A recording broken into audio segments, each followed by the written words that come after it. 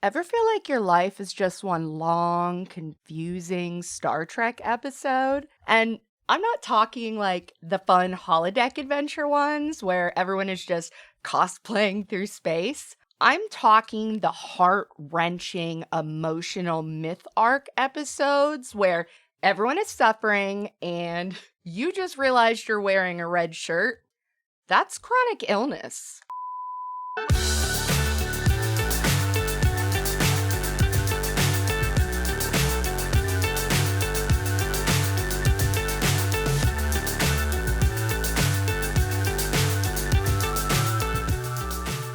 Hi, friends. I'm Liv, a queer disabled woman originally from Central Florida, currently living in Texas.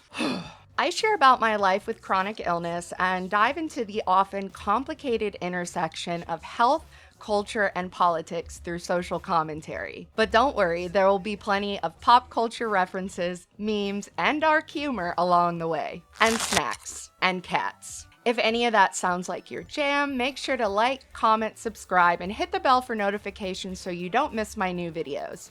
So let's dive on in. When chronic illness dictates your life. They say my chronic illness isn't political, but it decides everything in my life. Kind of like being a red shirt. No matter what I do or how I try, it dictates everything.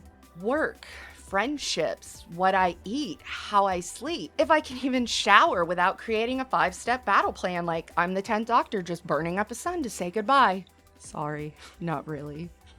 And yet people still tell us that chronic illness is just a personal experience, not a political one. But let's get one thing clear. When your entire life is shaped by inaccessible healthcare, impossible work conditions, and policies that decide whether you can even get treatment or help, yeah, that's political. Because if it wasn't, I'd be off living my best life instead of feeling like I got pruned by the TVA every time I stand up too fast. The myth of personal control.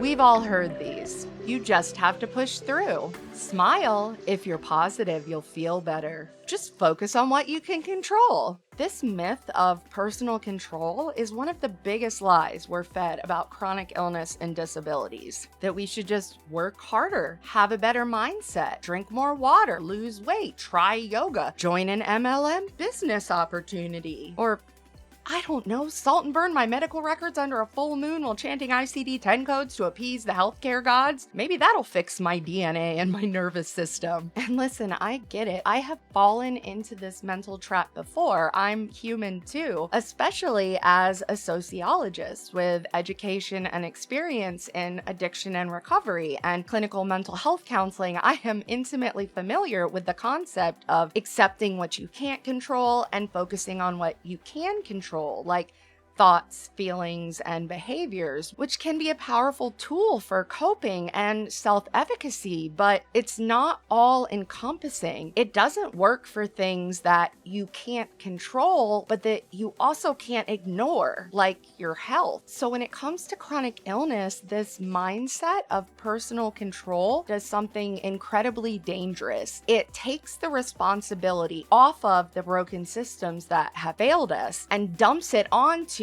individuals who are already suffering. So then it becomes, healthcare isn't inaccessible. You just aren't trying hard enough to navigate it. Jobs aren't incompatible with chronic illness. You just need to be more resilient. This kind of thinking makes us feel like failures, like our illness or our disabilities are some sort of moral shortcoming rather than environmental and systemic. And when you start believing that, it messes you up. You stop asking for help, you withdraw, you blame yourself, you begin to believe you don't even deserve help or treatment. But sure, tell me again how I can use the power of neuroplasticity to rewrite my literal DNA and cure my genetic disorder if only I try hard enough. How chronic illness and disability shape every aspect of life. So let's break it down. How does chronic illness and disability actually shape a life? Because it's not just about discomfort, it's about survival, friendships, relationships, and social life.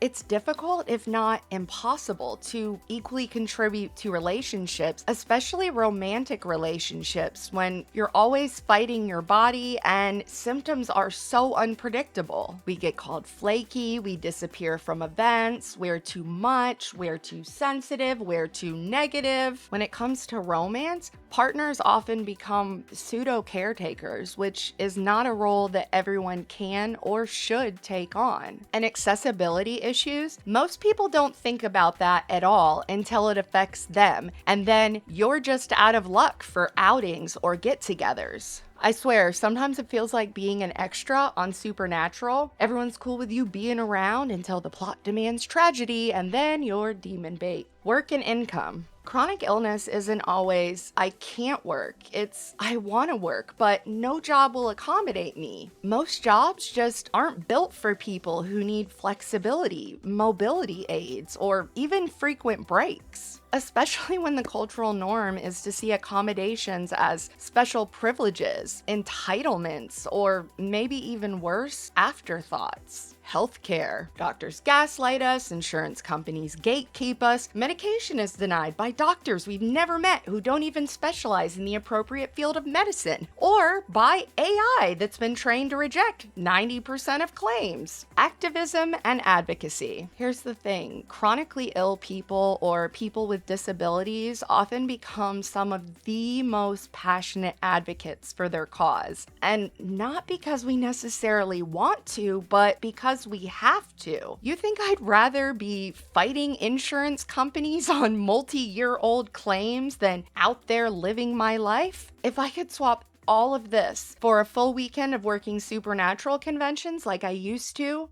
I'd do it in a heartbeat. The political reality of chronic illness. This is why chronic illness isn't just a personal experience, it's political. It's about laws that decide who gets disability benefits, who even gets access to pain relief, whether healthcare is even a right at all, or just a privilege for the rich. Yeah, I'm looking at you, Dr. Oz.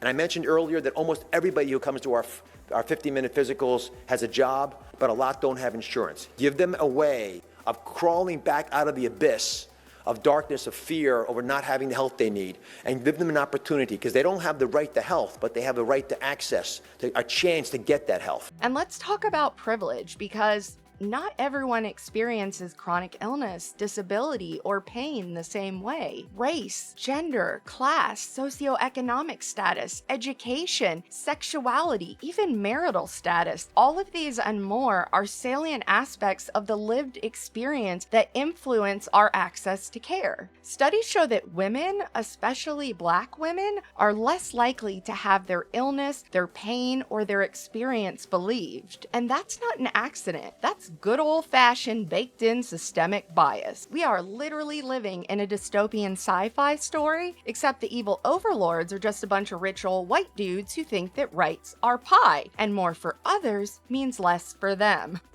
Newsflash, geniuses! Human empathy and human rights are infinite resources.